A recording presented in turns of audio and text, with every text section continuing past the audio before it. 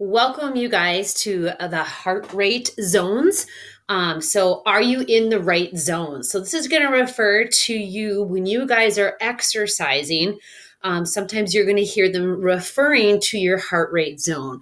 Where are you at in that particular zone when it comes to exercising? Because being in the right zone really is going to maximize some of your exercise benefits. And so we're going to talk about the heart briefly, talk about calculating your heart rate zones, and then what do some of those zones look like?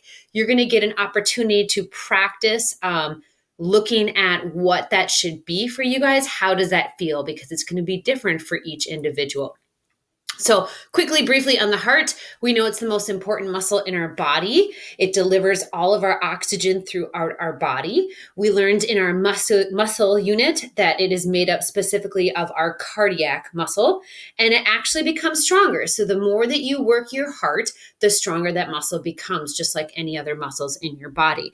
And so in order to maintain or improve that strength of your heart, participating in regular aerobic exercise, and the term aerobic means with oxygen.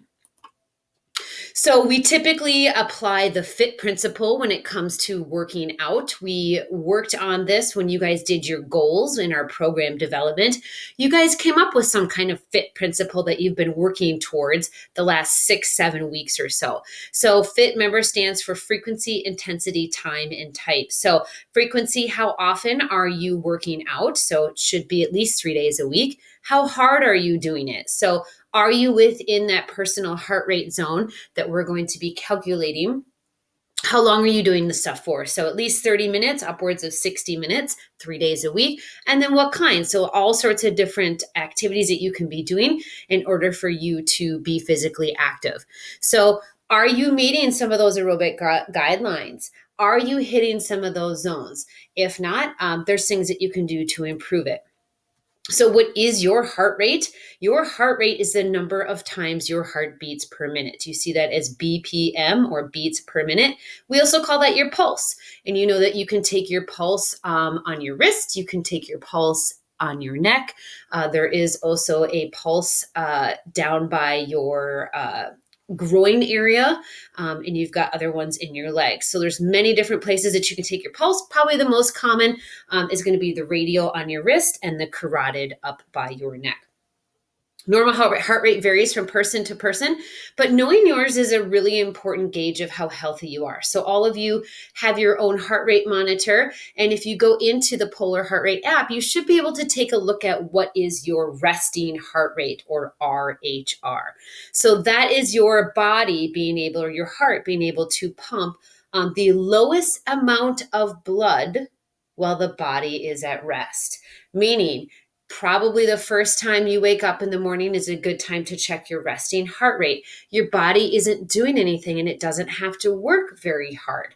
And so it is able to pump that volume at a reduced amount of stress level. And normal heart rate ranges from 60 to 100 beats per minute. The better trained athlete you are, the lower resting heart rate you are at. So make sure you're checking to see what your resting heart rate is.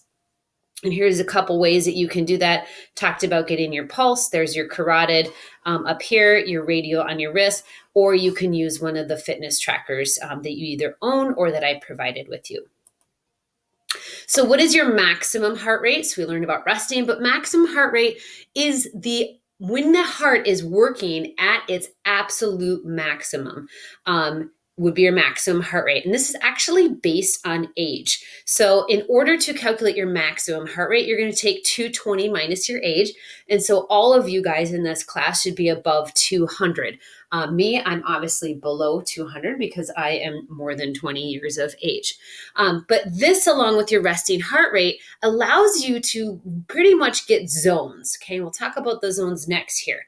So a low intensity workout would be something that you're close to your resting heart rate, so close to that 60 to 100 beats per minute. High intensity workouts are something that's going to be close to your maximum heart rate. So you might be 180, 190, 200 in there for your maximum heart rate. So given what I've told you so far, think about where you think your range might need to be. If you've mentally calculated this number, if you've taken a look at your Polar app to take a look at those numbers, you should kind of have a gauge at where you need to be at. So then we can calculate what's called a target heart rate zone. So a target heart rate zone is where you need to be at, that upper limit and that lower limit when it comes to training. So the lower end of your target heart rate zone is you're going to take that maximum heart rate and it's going to be multiplied by 0.65. That means that 65% of your heart rate is going to be in the lower range. The higher end of your target rate zone, you're going to take that maximum heart rate and multiply it by 0.85.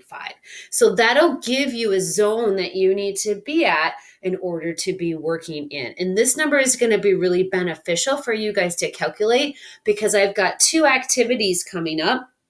One just helps you calculate your heart rate. And the second one is going to have you track your exercise movements over about a week time period. This will allow you to try and work out throughout those particular heart rate zones. So this allows you to know, am I doing too much or am I not doing enough?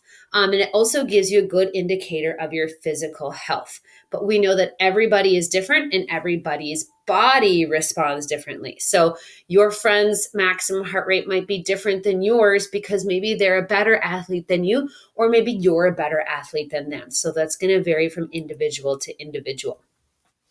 So we usually talk about our target heart rate zones, there being 5 of them.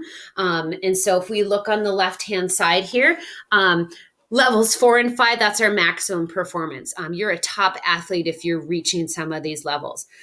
If we move between 2, 3, and 4, you're improving your fitness. And if you're down in zones 1 and 2, typically that is your fat burning zone, we would say, or an area that you want to lose weight.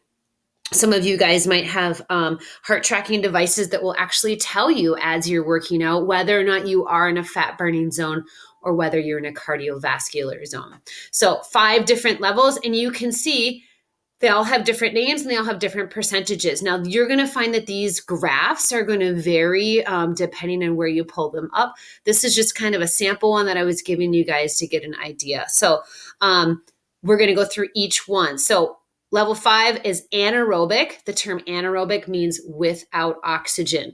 So you're at 90 to 100% of your maximum heart rate. You are all out intensity.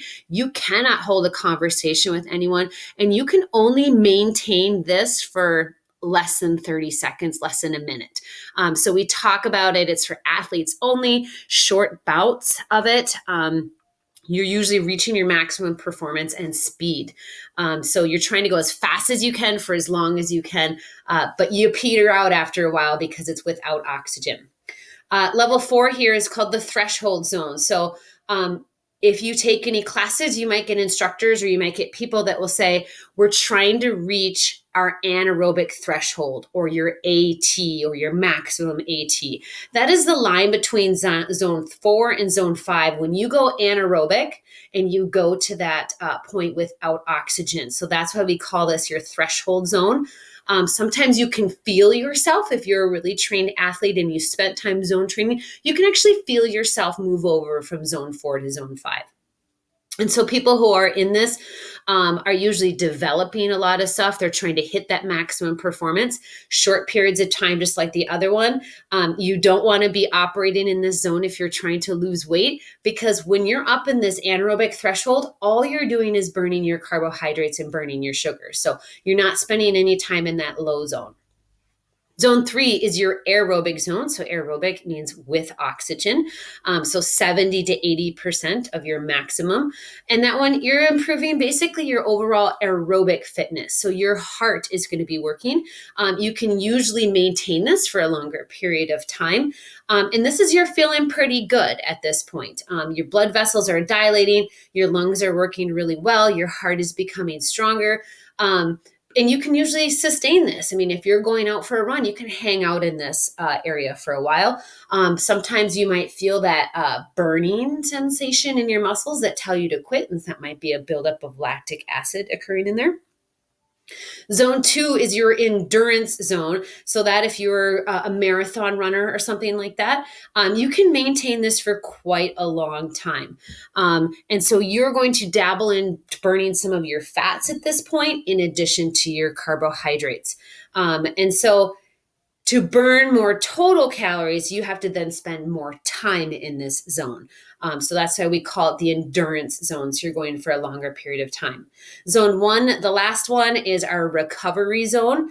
So you've got good blood flow going on at this point. The heart rate has slowed down. You're just kind of maintaining at this point. And this is where you usually hang out with warm up and cool downs throughout your training sessions. And I like to put this one in here because this one I really like that it gave you the time. So again, zone 5, less than 5 minutes. Zone 4, 2 to 10 minutes. Zone 3, 10 to 40. Remember your endurance zone, 40 to 80 minutes, and then a light zone. And so even showing this, the intensity of the person there, some of the benefits, right? Sprint racing, what does it feel like? Exhausting, okay? Someone very fit would be in that zone 5.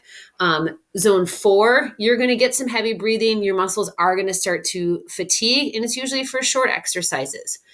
Zone 3, remember, you can maintain it a little bit longer. So you're going to be working more in your heart rate because that was your aerobic zone. And so your muscles might burn a little bit. You can still have a conversation with somebody. You're sweating a bit, but you can, maintain it for a fairly decent period of time. Your endurance zone. So basically there it is, in improving your basic endurance and helping with recovery. It's pretty comfortable. Your muscles aren't really burning. You're not overly sweating. I almost talk about this phase as being like you're just maintaining. It would be like if you went out for a run, 30 minutes into your run, you're kind of at that comfortable pace and you can feel yourself maintaining it for a longer period of time. And then that very light one. Okay. So overall helping with your recovery, benefiting your metabolism and overall health, and just something that pretty much everyone can do. So that is it, you guys. You're going to spend some time working at calculating your heart rate zones and calculating your target heart rates, and then feeling what it feels like when you're working out in some of those zones. So keep those bodies moving.